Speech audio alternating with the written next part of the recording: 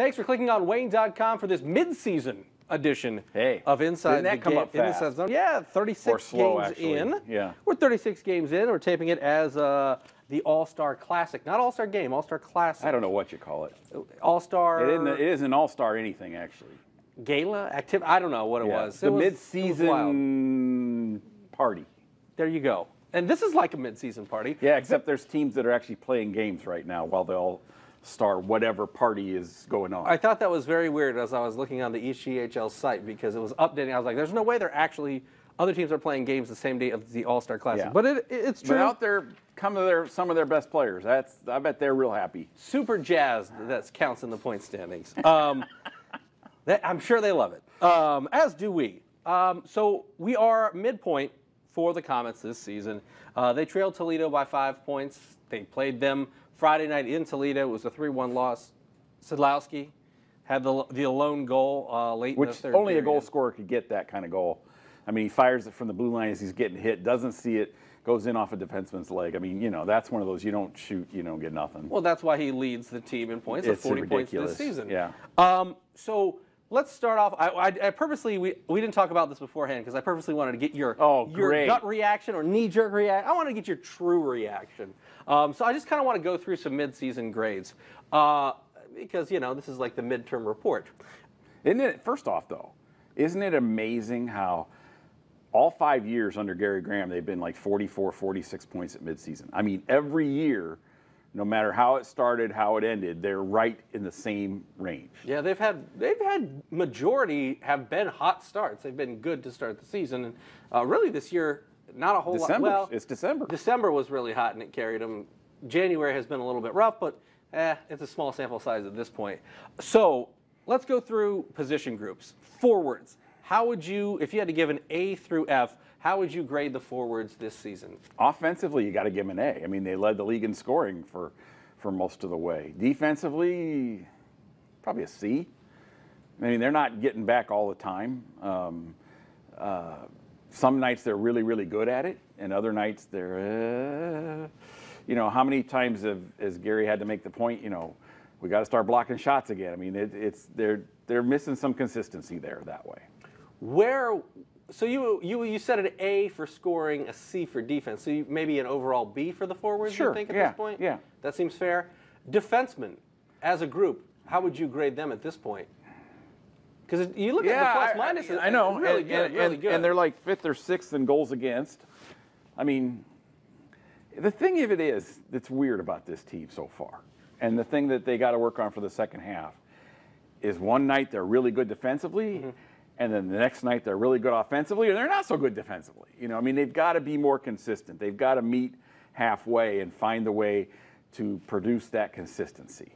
A couple weeks ago they lost games 2-1, and I think it was 1-0, or no, it was 3-2. I mean, they weren't able to score.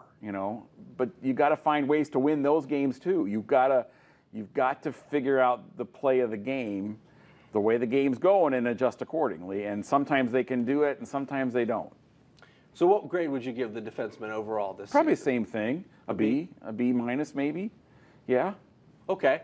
I mean, there's some things I'd like to see him do better. Like, I'd really like to see him do much better clear in the front of the net. I really would. I mean, I can't tell you how many goals I've seen where the guy's standing there, pokes it in, and there's a defenseman standing right there who never touched him. Yeah, you and Gary both would like to see that a little bit more, but it's still pretty positive overall. Yeah, positive. I mean, it's amazing when you think about it. They have kept the same 7 defensemen the whole way through so far. That is astonishing.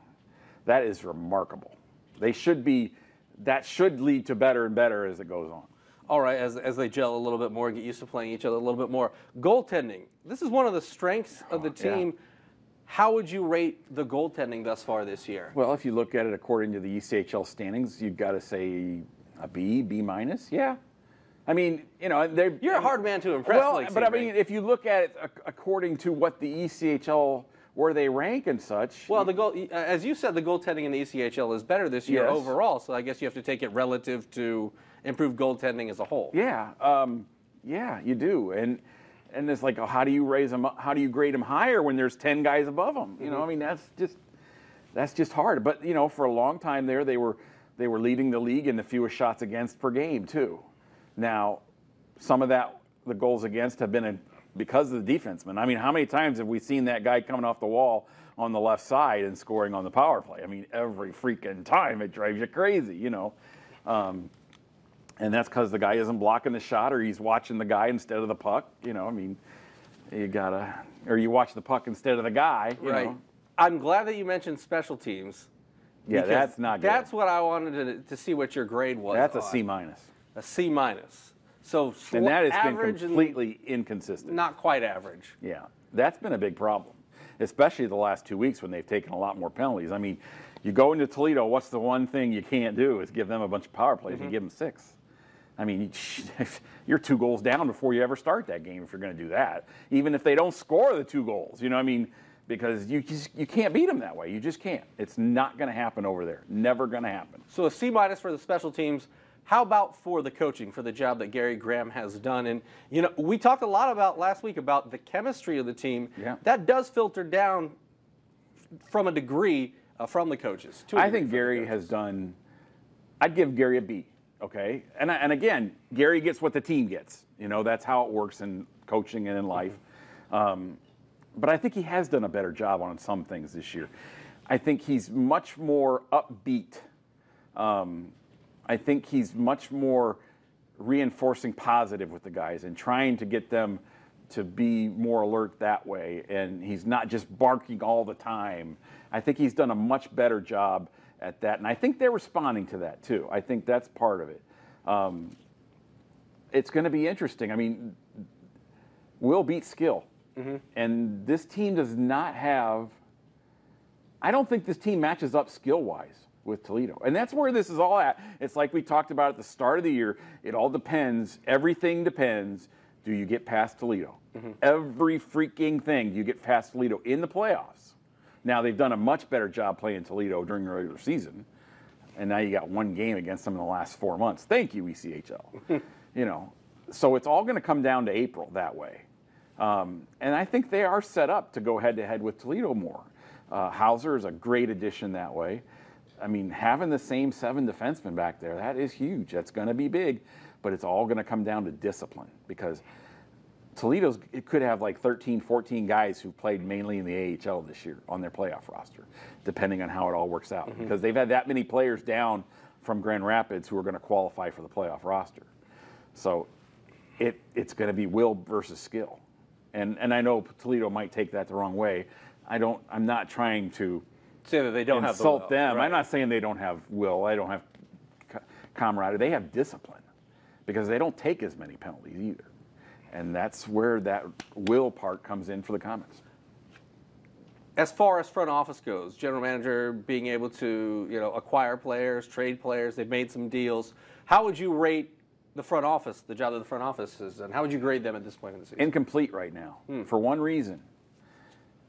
Everything is set up, and now Justin Hodgman comes back. How does he fit in? That's the million-dollar question. That is the X factor for the Komets. Justin could be a top 5 player in the ECHL. How does he fit in? What's his role? Does he accept the role? You know, how many 6'2", 6'3" centers with NHL experience and his capabilities and his physical skills, gifts are you going to find? And you could just plug in on a center. You know, that's a huge, huge thing right there. I mean, if he fits in and if it works, then they go straight to an A, possibly. If it doesn't work, you know, and then again, do they get past Toledo? Because if you don't get past Toledo, that means you got rid of Pat Nagel to bring in Michael Hauser, which is a great gamble, but it's a gamble, you know.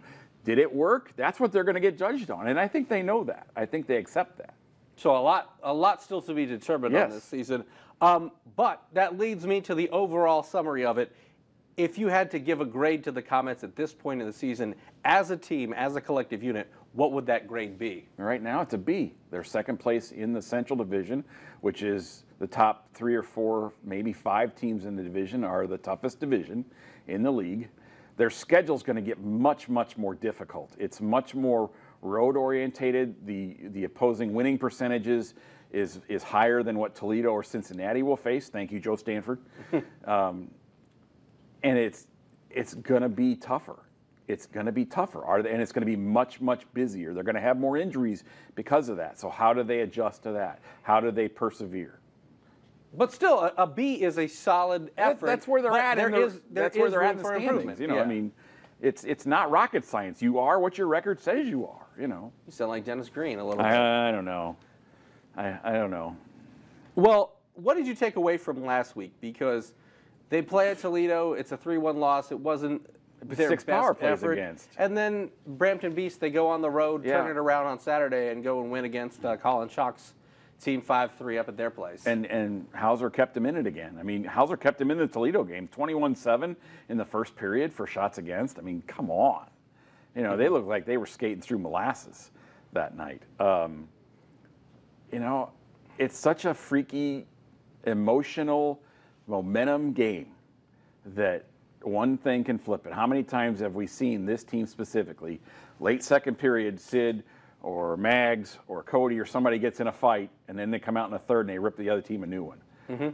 You know, I mean, they are an emotional team. They are a momentum team. They remind me of a volleyball team because volleyball is so momentum oriented. I mean, that's how I look at this team. It's like, is something going to flip the switch? Well, what can flip the switch this week? Because Friday they're at Cincinnati. It's a big week. It's a big They've week. got the All-Star game today, All-Star Classic today. Friday at Cincinnati. Saturday, Sunday, Allen, who has just a great pedigree as far as the ECHL Friday goes. worries me a lot. Yeah? Because off a long break, they got 4 days off. What's their track record is not good. What'd they do after Christmas break? They went down to Cincinnati and got beat. They got to go down to Cincinnati this week.